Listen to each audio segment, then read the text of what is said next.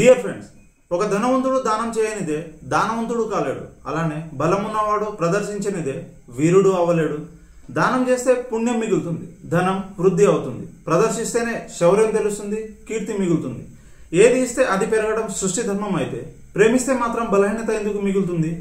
ధనవంతుడి నుంచి దరిద్రునిగా మారినట్టు, వీరుని నుంచి వీర్యాన్ని తీసేసినట్టు ఎందుకు ప్రేమ అనేది విఫలం అవ్వగానే ఈ దరిద్రపు పరిస్థితి? ఒక శాస్త్రవేత్త చేసే ప్రయోగానికి ఉంటుంది ఫలితం, అది సఫలమా లేక విఫలమా అని. అయితే ప్రేమకి కూడా అలానే ఉండడానికి అదేమైనా ఎదుటి వారిపై చేసే ప్రయోగమా? సఫలమైతే బలం, విఫలమైతే బలహీనత మిగిలడానికి. ఒక తోటమాలి, ఒక వ్యాపారి ఇద్దరు చేసే పనులు ఒకటే, పూల పెంపకం. ఒకరికి ఆనందం మిగులుతుంది, ఇంకొకరికి ఆర్థికం మిగులుతుంది. పూలు ఆనందం ఇస్తాయి అంటే అది వ్యాపారికి కూడా దక్కాలి, లేదు ఆర్థికమే ఇస్తాయి అంటే అది తోటమాలికి కూడా దక్కాలి. కానీ ఒకరికి ఒకలా, ఇంకొకరికి ఇంకొకలా. ఎందుకు అలా? ఎందుకంటే వ్యాపారి తన ప్రతిభకి గుర్తింపు కావాలనుకున్నాడు, తోటమాలి మాత్రం పూల బాగోగులనే కోరుకున్నాడు.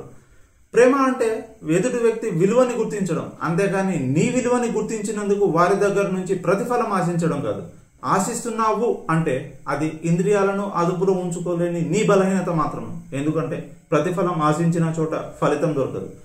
దీన్నే భగవద్గీత నిష్కామ కర్మయోగంలో భగవంతుడు కూడా వివరించింది. ఒక అయస్కాంత పని దాని శక్తిని ఎప్పుడూ ప్రసరిస్తూనే ఉండడం. దాన్ని గుర్తించినవి వచ్చి అతుక్కుంటాయి, గుర్తించనివి అలానే ఉండిపోతాయి. కానీ అయస్కాంతమే కదా, దాని శక్తి మారదు కదా. మరి ఫలితంతో సంబంధం లేని అయస్కాంతంలా ఎప్పుడూ మనం బలంగానే ఉండాలంటే use your discretion way to stop your emotion with respect to the thoughts. అంటే ఆలోచనలను భావోద్వేగాలతో జోడించే ఇంగితాన్ని ఉపయోగించాలి అన్నమాట. అదెలా అంటే ఒక తల్లి కొడుకుపై చూపించేది ప్రేమ, ఒక తండ్రి కొడుకుపై చూపించేది కూడా ప్రేమే. మరి వీళ్ళ విషయంలో దాన్ని బాధ్యత అంటారు, కానీ ఒక అమ్మాయి ఒక అబ్బాయి మధ్య ఉండేదాన్నే ప్రేమ అని ఎందుకు అంటారు?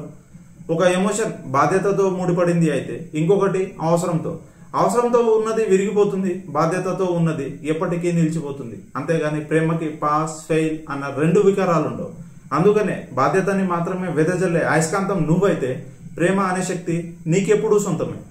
ఆ తోడుండే నీ ప్రేమకి చిరునామా కూడా నువ్వే. కానీ నువ్వు అనుకుంటున్న, నువ్వు ప్రేమించిన వ్యక్తి భావాలు కాదు.